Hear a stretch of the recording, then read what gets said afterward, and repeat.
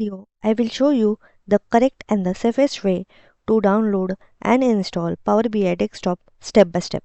Hello everyone, welcome back to TrendIgnite, the channel where you learn data analytics, Power BI and real career skills step by step.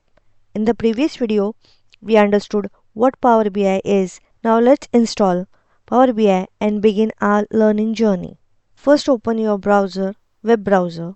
In the search bar, type Microsoft Power BI Desktop. Now you will see the official Microsoft website. Always download Power BI from the official Microsoft website to avoid security issues. Once the page gets open, click Download Free. Installer will start downloading. This may take a few minutes depending on your internet speed.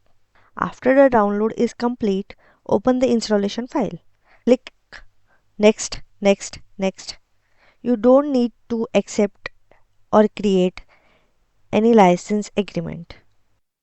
Once the installation is complete, click Launch Power BI Desktop. When Power BI opens, you will see the welcome screen. This means Power BI has been successfully installed. In the next video, we will explore the Power BI interface and tools used by data analysts. If you want to learn Power BI step by step, here to subscribe to TrendIgnite. Thanks for watching and see you in next video.